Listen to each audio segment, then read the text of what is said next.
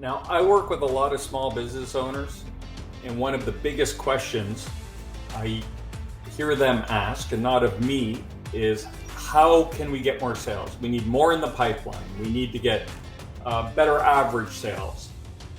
What if there was a way to do that may be a little counterintuitive to the way you do business? What if you didn't have to knock on so many doors? What if you didn't have to cold call so many people? What if you could close at a higher rate or an escalating rate of sales? That's what we're going to talk about today with our guest, Craig Andrews. My name is Corey Harlock. I'm the creator of Key Hire. I'm here at Key Hire World headquarters, and I'll be your host for the podcast today.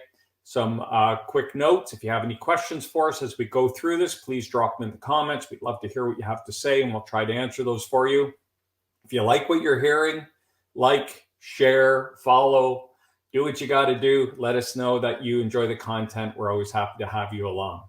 Today, our guest is Craig Andrews. He is the principal of a company called Allies for Me. Unique story. We'll hear a bit about it, but his wife had the chance to pull the plug on him earlier this year or late last year, and she didn't. So that's a good thing. He's authored 2 books, and they'll both be coming out soon. One is called Hope That Won't Die, and it's about his near-death experience. And the other one is about sales, called Make Sales Magical. Why did he create Allies for Me? Well, he sucked at sales. And rather than cold calling more people, he wanted to create a market where people wanted to buy from him, which I think ideally we would all love to be able to do. We'd all love to be able to do that. So Matt, bring on Craig. Hi, Corey. How was the intro? Did I get it? Did I get it right? You sure did. That was wonderful, Corey. It's a delight to be here. I've been looking forward to this. Awesome. Yeah, we like to do brief bios because reality is no one's dialing in to hear my story or hear us pat ourselves on the back. So Allies for Me, you're a principal, and I know what we're talking about today is the art of the pre-offer or your initial offer, how to engage people and how to get them in, and then ideally sell more to them, right? Yeah. Well, not only sell more, so we like to say close more deals faster and at higher prices. That, in theory, that sounds great. I think we'd all love to be able to do that, right? Isn't that the name of the game? It is, and it's only is it theory, but at least for me, it's been reality, and for some others, it's been reality. It kind of ties into the title of the book, Make Sales Magical. It really does feel like magic, especially if you're someone like me who truly sucks at sales. And, and just as a matter of necessity, I need to put food on the table. I need to figure it out. And the sales scripts and all the traditional sales training wasn't right for me. It just didn't fit my personality, and I could never fake it. And so it really was about, at some point, I was like, I just need to create an environment where people want to buy. And then I can be me and I can serve them best. And, it's funny. We have this little thing in us where we crave autonomy. And if you want to see somebody act out, anybody that's had children know this is true in spades. As soon as you start encroaching on their autonomy, you see some of the worst behavior out of them that you've ever seen. Yeah. As adults, we haven't shed ourselves of those tendencies. We tend to be a little bit more clever and a little more disguised in it, but we still have the same issues. And right. So stealing somebody's autonomy through pressure techniques or something like that actually I believe does more damage to sales than helping sales. Okay, so before we do that, because I'm a big believer, and we've kind of thrown a big meatball out there, and now people are wondering, well, what the hell's going on here? We gotta give us your. It's going to be hard, 30 to 60-second pitch on your book about Hope That Won't Die, about your near-death experience, because people are thinking, well, what the heck happened there? Yeah, so that's a book that was co-written with my wife, and the setting is August 10th. 2021 until November 6th, 2021. when I was in the hospital. And I went in with COVID. It was the Delta variant of COVID. It was kind of weird because I was in exceptional health, and very few, actually less than 1% of people that got COVID went in the hospital, and usually it was people that had other medical issues going on. But for some bizarre reason, I went in the hospital and went on the ventilator. And at that point, with Delta variant, if you went on the ventilator, you died. And I was the first one to leave that ICU alive. And my understanding is very few did. Like potentially, I've heard from a senior medical official in Austin say it was probably single digits in the entire hospital system here in Austin. Crazy. Well, we're happy you made it through. Yeah. So, Yeah. Sorry. And so, the book tells, it's 3 parts: Craig's story, part 2 is Karen's story, my wife's story, and part 3 is lessons from the journey. Very cool. Good work, important work for people to understand, I'm sure. Yeah. So let's get into business there. How to create an effective first-time offer. So what is a first-time offer? So, sometimes the first-time offer is I called you up and said, hey, I'm selling something, right? That's my first-time offer, but you have a different definition. So walk people through in your world and in what you do. What is a first-time offer? Yeah, first-time offer is something you offer only once, and it's something to kind of christen the relationship, to open up the relationship. And one way of thinking about it is think about courtship. And when you meet somebody, you don't immediately say, hey, let's get married. Let's enter into some binding contract where if we decide to exit that contract, it gets messy and ugly quickly. No, we usually go out for a coffee date, and you're taking risk out. It's a much lower engagement, but the goal is you go on it because you're hoping for bigger and better things. Right. And so first time offer is usually a mini project that is an opportunity for you to go into somebody's life and solve a real problem that they have, while leaving the big problems unsolved that you help them solve. And it's like that coffee date that kind of brings you in.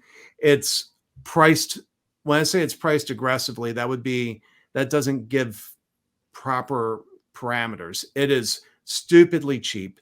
It's structured in a way, and there's a lot that goes into the structure of them, but structured in a way that if you present these offers in front of a qualified buyer, they're going to say yes.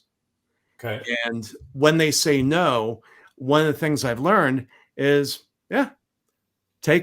just take them at their word. When they say no, there's a reason we're not a fit. And most of the time I can figure it out. Sometimes I don't know the reasons behind it, but over the years, I've discovered when somebody turns down one of our first time offers, celebrate that as much as you do the folks that say yes, because you've just saved yourself a lot of time for a number of reasons. They're probably not a fit for you. Okay. And instead of wasting their time and your time, you can move on with more productive things. It's like that old saying, sometimes the best deal is the one you don't make, right? Yeah, exactly. And I mean, as a matter of fact, this morning I was doing I was on a sales call, and one of the things I heard, I can tell when I present the offer, I usually know within half a second if they will ever be a client. And this person gave off the vibes of they gave the words, well, let me think about it and I'll get back to you. In my mind, I've already marked that deal as closed, lost. I'm not fretting it. I'm not regretting it. I don't know what's going on in their world, but I know that they saw an offer where if that delivers a ton of value to them and no commitment for a stupidly cheap price. And if they said no to that, there's something going on that I'm probably not aware of, where I would realize, no, this is not a good engagement to move forward with. Right. So are there any industries or product specific or services that this works best for, or is this a strategy that kind of works across the board? Well, let me remove the easy one first. If you're doing low ticket, um, there's there could be a first time offer, but not in the context that we're talking about. The way we engineer these, it requires, it by design has a high level of human touch, and that's an essential ingredient. And so if you're doing low ticket stuff, you can't afford a lot of human touch. So You low know, ticket, you mean like 2-for-1 pizza, kind of like if what you're selling isn't of huge value, or you're dealing in low price, high volume, it's not going to work as well. and even even above the price of pizza, if what you're selling I was is just using pizza as the yeah, kind of but yeah, no, it's the same concept. Like um, generally, a starting point is we're looking for the value to your business. Your core offer value should be at least 20K over 6 months, or within a 6 month period or more. okay. Generally more, and it's because the amount of human touch required to deliver it. You need to reap sufficient lifetime value off that Got it. to make it pay off. Otherwise, you're just going to work yourself to the bone and starve by other means. So Sure. yeah, it's so usually we would say 5, 6, 7 figure B2B. Usually it's B2B service. It could be consultants. It could be coaches. It doesn't have to be B2B. It could be B2C. So like financial advisors, the holy trinity is high ticket, long sales cycles that require a high level of trust. Okay. And so did I understand correctly? We're dealing primarily with service providers. Usually, almost always. That's the easiest one to make these work for. Okay, cool. So just in context of going forward, we're talking with service providers. You've mentioned a couple different elements that you've kind of put into these. I'm not asking you for your secret sauce because you're not going to give it to me anyway, but can you talk kind of broadly around what are some of the elements, or some of the kind of ingredients that you might want to mix in here, just to kind of tease people and get them to think, oh, that's interesting. Yeah, and actually, I don't have any issues sharing the secret sauce. It's coming out in the other book that you mentioned. Fair enough. Okay.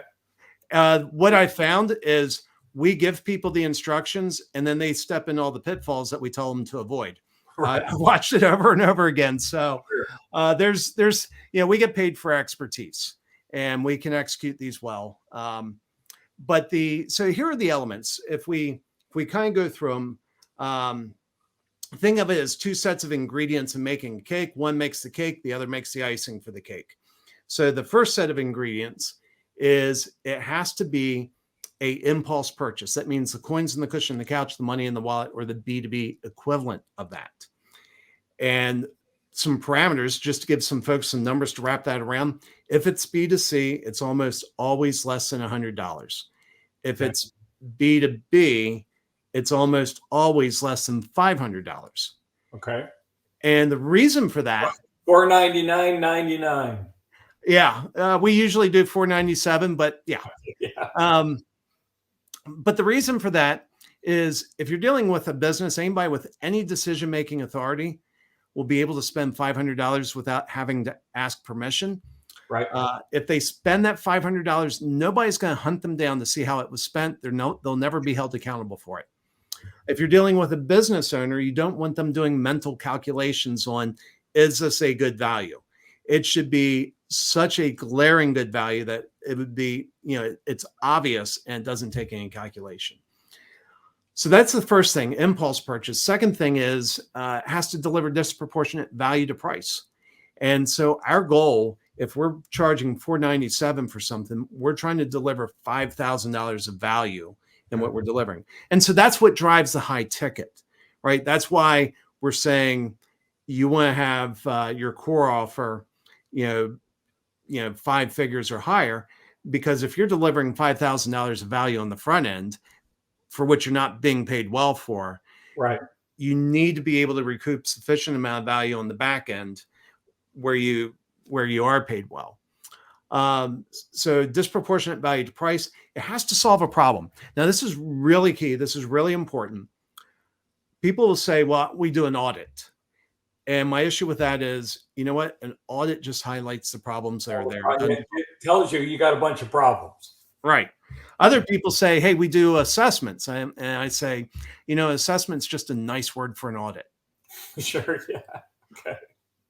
But what happens is when you come shoulder to shoulder with somebody, and this is some of the magic. This is why we say it truly is magic. When you come shoulder to shoulder with somebody and you solve a problem in their life, it causes the release of oxytocin in their body. That is a natural hormone. It's the bonding hormone that bonds baby to mother. And when you help somebody solve a problem in their life, you're releasing oxytocin and it's creating a bond between you and them. And there is some amazing power. There's a number of things that go into this, but that's one of the most powerful things. Okay. So it has to solve a problem. Obviously, you don't want to solve all their problems because if you solve all their problems, they're going to get a tremendous deal and they're not going to buy your core offer. They're going to thank you and you're going to go poor. And so lastly, you want to lead to your core offer. And so that would be when I said there was 2 groups of ingredients. That's sort of the first group. That's like the cake. Let's talk about the icing that goes into how you structure these. So it should have a minimum of 4, maximum of 5 deliverables. Okay. And there's a few reasons for that. Part of it is when you have only 1 or 2 deliverables, it doesn't feel like an overwhelming delivery of value. So 4 or 5 deliverables feels like an overwhelming delivery of value. More than 5 gets too overwhelming, and it starts taxing the brain. You never want to tax somebody's brain. A confused mind will not buy. Right. So that's one thing. At least one of those 4 or 5 deliverables must be the product of a co-working session. And we actually recommend 2 or 3 sessions, kind of workshops in the process. And that's actually mimicking an aspect of dating where intimacy is built at rapid speeds. Okay. And what you want to do during those is you really want to ask a lot of questions. Your job is to put up the bumper guards and get them to roll the ball down the lane. And you just keep the bumper guards up so the ball is rolling in the right direction. Because that ties in another aspect that's important. One of those deliverables, at least one, you want them to feel like the actual deliverable is their idea, not your idea. Okay. And so that does a couple things. It triggers 2 cognitive biases. One is called the IKEA effect. The other is called the endowment effect, both of which cause them to value it more highly. And the other thing that it does when you do this is if it's their ideas, when it comes time to move forward, because again, these naturally lead to the next step towards your core offer. If they feel like it's their ideas, for them to not move forward would require that they reject their own ideas. Okay. So there's some psychology at play here. There's a lot of psychology. This whole process is triggering about 6 psychological levers that are all working inside people's brains that really, it's stacking the deck in your favor, but it's doing it in an ethical way because you're delivering an amazing amount of value to these people for a stupidly cheap price. Okay, so I've been thinking about this as you're talking, and I've been guilty of this, right? You're delivering the first time offer that is a bunch of value. And there's kind of 2 questions in here, I think. Let me see where we go with this. Number 1 is some people get addicted to the quick hit, the easy sale. When I used to do a lot of speaking, I would speak for free and I would cancel money-making engagements to go speak because it's like people wanted me. Yeah. And then when I finally had the epiphany, it's like, no. And then I started charging. Well, no one wanted me to speak. So it was an awakening for me. But I would assume you have to be careful and not get addicted to the quick hit, which leads to the second challenge is then some people feel that asking now, okay, I've got them in and I've done all this psychological voodoo. And now I'm going to ask them for the sale. It's that kind of used car salesman. I feel like I might be taking advantage of them, or maybe I've given them enough, or maybe I should do a little extra before I ask. And it's putting those lines around the offer and not doing too little or getting addicted to doing the easy stuff and overcoming that fear of asking for the big sale. Did that make any sense at all to you? It did. And the first thing I would say is when you do this right, you're not the one doing the asking. It's your prospect that's asking you. Okay. Well, that makes it easy. Yeah. Yeah. That's part of making sales magical.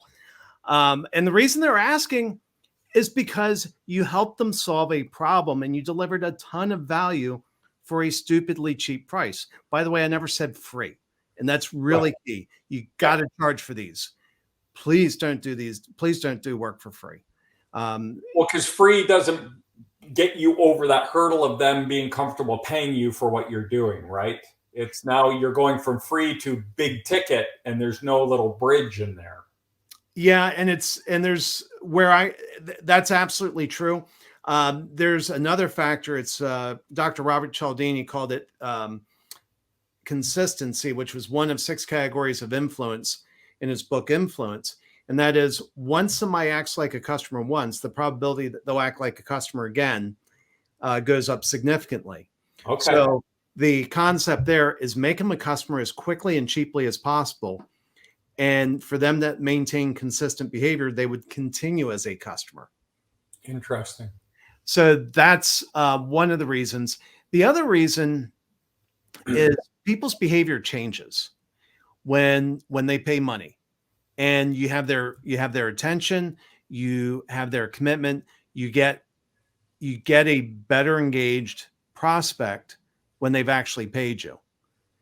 And let me give an example back from COVID. Back in 2020, when COVID first hit, there were a lot of businesses that couldn't go to work, and they felt doomed.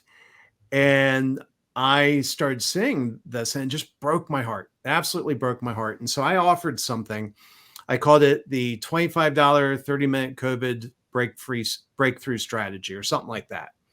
And basically, if anybody wanted to jump on Zoom with me for a half hour, I would help them figure out how to drive revenue. Whatever their business was, I'd help them figure out how to drive revenue under the constraints of COVID. And I had some people take me up on that, and including somebody who was a speaking coach for people, coaching people to go on stages and speak. We helped him figure out how to drive revenue during lockdowns when there were no stages. But I had somebody else who came to me, and she had a business. I forgot the exact nature of the business, but her business was stuck. She was in the same issue. And she said, Craig, I'd really like to help you pick my brain on, or help pick your brain on how I can drive revenue during this time. And I said, sure thing. I said, that'd be $25. And she said, no. And I was like, okay, then I now see where you value your business. My time is worth way more than $25. Sure. I'm doing this because my heart's breaking watching businesses fail. But if you're not willing to spend $25 on your business, if that's too risky for you, then no, you're not welcome to my time. I'm going to focus my time on people that value their business at least $25. So that's the other thing that happens is when you charge some price, you will find there are people out there that, I don't know if they're kicking tires or looking for competitive bids or whatever it is, that will say no at that point, but they never intended to really use you. They're not serious. Right. So charging something immediately filters out the non-serious folks. And to put that in perspective, when your books come out, don't give them to people, because if you want to guarantee someone not read your book, give it to them for free. Yeah. If you want to guarantee they will read it, make them pay you for it. Because people, I think what the stats are like 90-something% of people who get a book for free never crack the spine. But if you pay for the book, the odds of you reading it are 80 something percent that you'll at least start it. No, So and that's great advice. And I'm thinking I have a few books laying around here that somebody gave me and you've never read them. never read them. So we started touching on some of this stuff. What, I got a business and we're providing a service. Maybe we're an IT company. Maybe I'm consulting on something. What are, and we may have danced around some of these, but what would you say are the top 2 or 3 mistakes people make when they try to create something? Or you mentioned the pitfalls, right? I'll give you the roadmap and you're still going to make the mistakes that we tell you not to make. But even beyond, crafting a first time offer, or if I'm going to try to do something different to stand out, what are the mistakes a business owner, in your experience, generally will make? Well, and let me give one that is common both to first time offers, but also I think more broadly, whether or not you're selling a first time offer, and it is the insatiable desire to sell that pretty much any business owner has. And it's not necessarily a bad thing, because if you don't sell, you don't put food on the table. But what I would liken it to is, I was in the Marines for 6 years and they taught me how to shoot. And one of the first things they do is they teach you, don't focus on the target. You focus on the front sight post of the rifle. That's where your focal point is. And they actually had us repeat, put the clear tip of the front sight post on the blurry, Charlie target. And they had us repeat these things where we would say the target is blurry, the front sight post is clear. Well, if we think about the target as being buying your core offer, your high ticket offer, if that's the target, the mistake that people make, especially if they're trying to make a first time offer, is that insatiable focus on the sale. If they move their focal point to, I'm here to serve you for a short period of time, and I'm going to try to deliver as much value to you as possible in these constraints. And when you put your focus there, your hitting average goes way high. Okay. That makes sense. I mean, and so the other side of that is, sometimes as a service provider, because I fall into that category, you want to help so much that you give everything away without asking for anything in return. Yeah, and that's why these offers are very carefully crafted to make sure you're delivering value, but to make sure, again, you have to solve a problem, but you have to leave the big problems unsolved. Right. And so that's the thing, is when you have the time, when you've put the time in to build the right offer, and you present that offer at a stupidly cheap price, when somebody says no to that, just accept, this is somebody, for whatever reason that maybe I understand, maybe I don't understand, this is somebody I cannot help. Right. They're not ready yet. The pain isn't enough for them yet. Yep. Yeah. And what I found is those that do buy that, it tightens the relationship. And as a matter of fact, here's an example. I recorded a video testimonial with somebody this morning who bought one of our first time offers. And in the process of going through it, first thing we said was, I think you have a really tough problem you're trying to solve. And here are the barriers. And in delivering the first time offer, he realized, what? He had just started this business.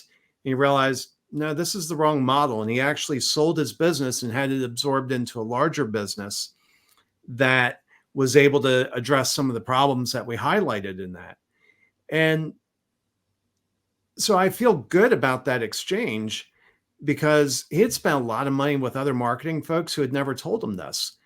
And so after spending just, a few hours with us, he was able to make better decisions. He's now leaving, testimonials for why people should work with us.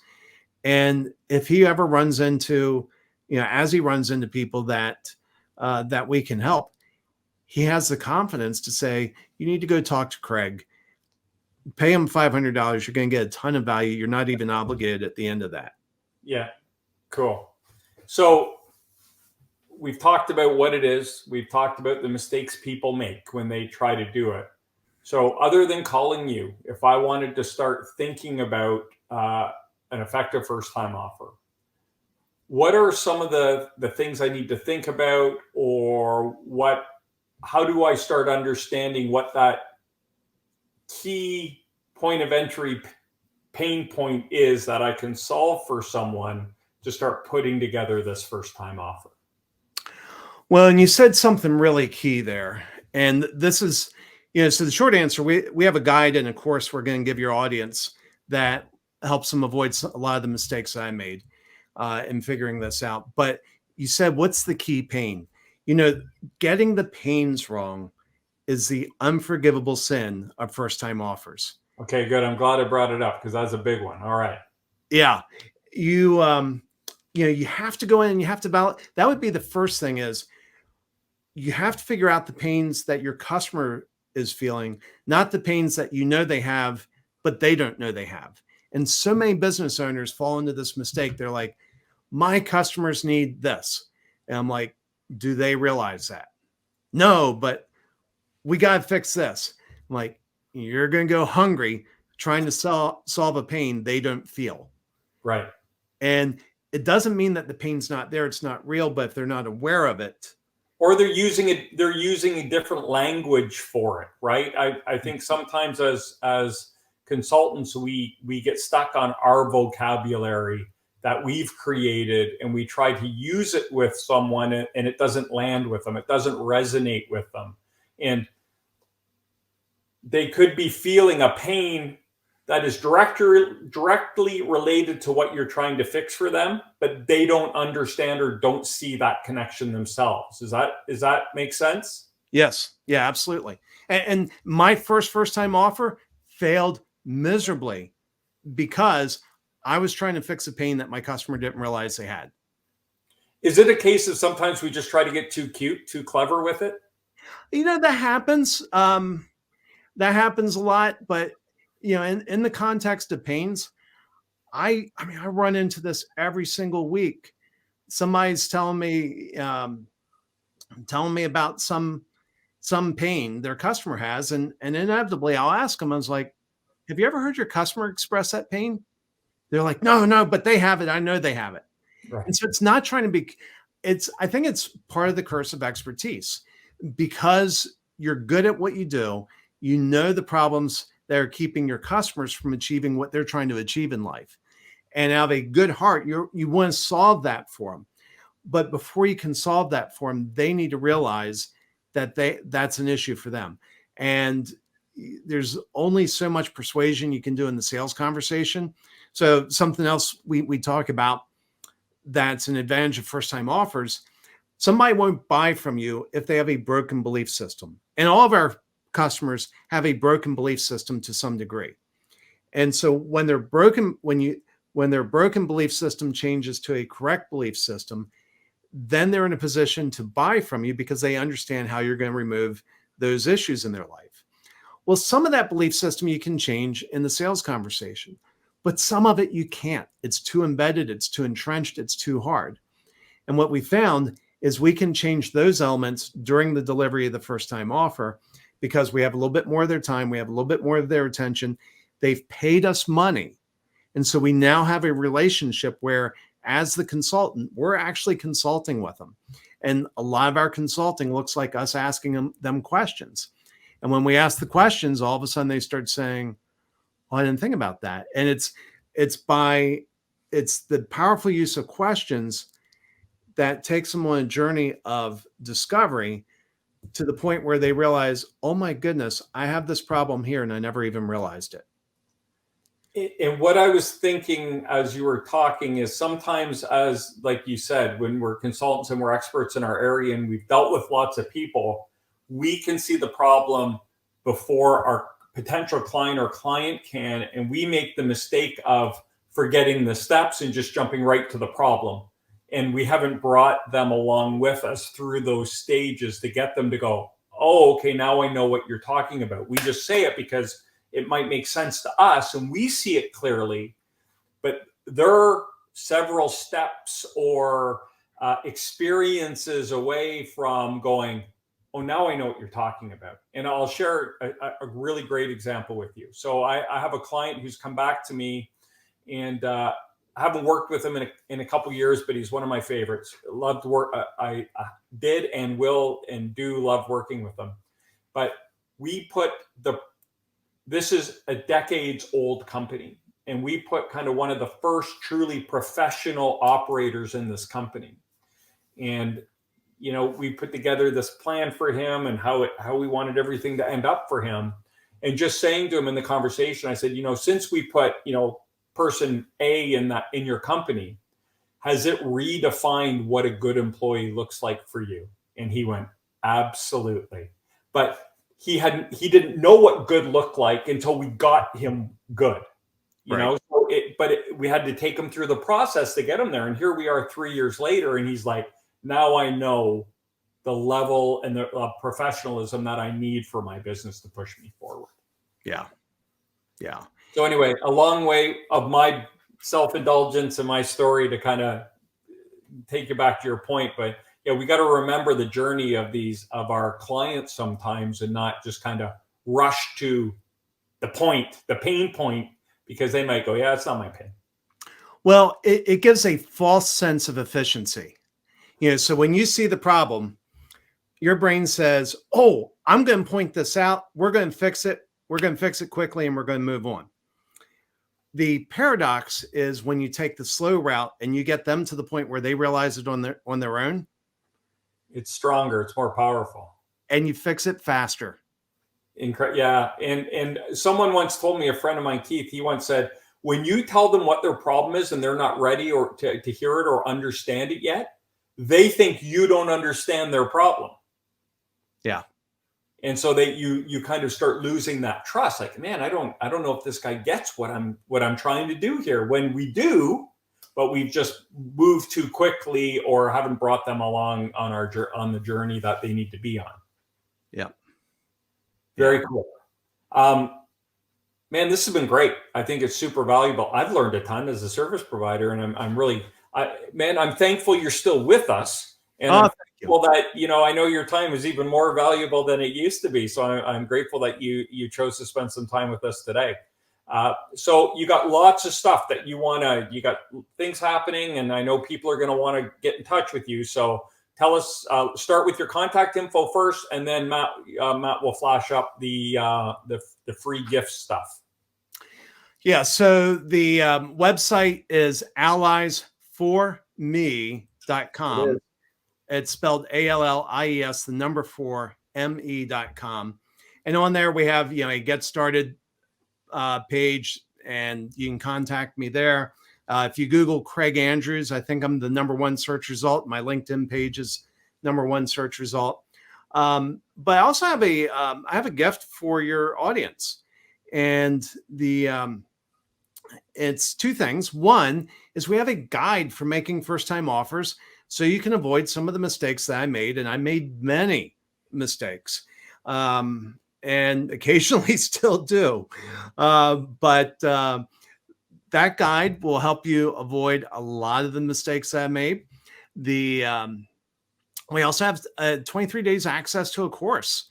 And to explain the 23 days access, we study human behavior, and we know that if we offer a free course, you'll sign up and never take it.